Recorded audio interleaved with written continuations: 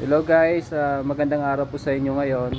Dito po tayo ngayon sa lugar ng kaibigan ko dito sa Baclayan, Lucena, no. Magpapaayos tayo ng motor. Pero itong lugar na to ay maganda to guys kasi dito nagsimula yung mga rice mill, kumbaga.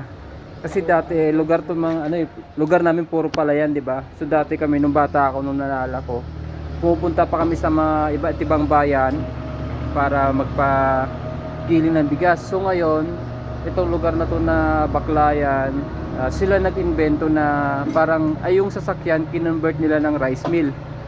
So maganda siya guys kasi nag-iikot sila bawat barangay. So papakita ko sa iyo yung example dito. At ito na nga yung sample ng sasakyan na ginagawang rice mill, no. Ayun, no, nag-iikot-ikot sila kung saan barangay. Tapos depende sa sako kung magkano yung binabayad, may presyo din yun sa bigas. Ito lalats rice mill. Nagmamayari nito yung tropa ko. So yung may-ari ng vulcanizing shop dito.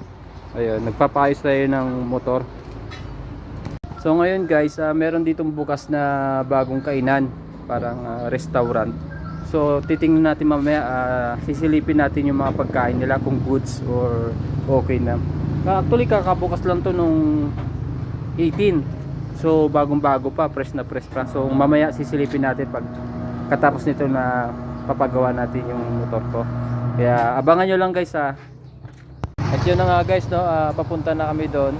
So kasama ko yung tropa ko. Ayan, tawid na kami. Tara, let's go. Dito bagong bukas, good opening. Ayan, no. Open nila, try natin kainan. Tara, let's. Saka ito na nga guys, no, dito na po tayo sa loob nila.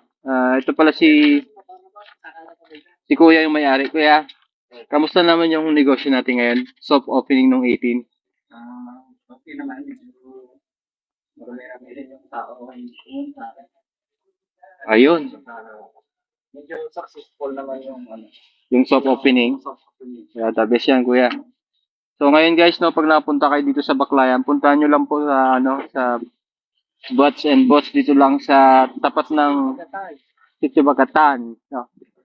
Kaya silipin natin yung menu nila guys kung ano yung mga malupitan at saka malakasang pagkain nila dito. Tara. Ang ganda ng ambience nila, no? May mini bar, may coffee shop, parang gano'n.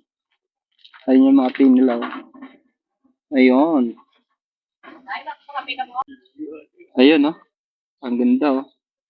So, very priceable naman yung price nila. Parang pangmasa, no? Napaka-solid. Saka meron silang cookies. Ayun, ang ganda ng coffee shop nila. Solid talaga. Saka ito, papasok na tayo. Ang ganda. Ganda ng ambience, parang freshness. Ay, saka ito na guys, no? Ito yung mga menu nila. Mukhang solid, mukhang masarap. Meron tayong nilaga, chicken spaghetti, chicken inasal picho, saka yung pantat. Pantat kasi ito yan eh. Ayun, no? Sarap. So, sa bandang left naman guys, no? Kung meron kayo kasama nyo yung mga tropa nyo, kaibigan nyo, maganda rito mag-hangout, oh. Napaka ganda ng view. Ayun, no? May duyan pa. Kung gusto mo mag memes o gusto mo mag emote, dito ka, oh. Total, emotero ko naman eh. Char. Ayan, no? Ang ganda. Solid talaga, no? So, maya-maya, kakain na tayo, guys. Titikman natin yung pagkain nila. Let's go! So, kaya yun na, guys, no? Nag-prepare na kami ng kakain. Siyempre, maghugas muna ng kamay para at least malinis. Kakamayin natin yan. Sarap, di ba, pre? Oo, pre. At yun na nga, guys, no? Sinerve na, oh. Yun, no? Solid. Mukhang masarap talaga. Habang kumakain ka, meron kang sound trip. Yun, no? Yun na guys, no? Kita ko sa inyo yung unang tikim. So, ito na, no? Reveal na natin yung lasa niya. Kung masarap, o sakto lang, or napakasulit. So, ayan na guys.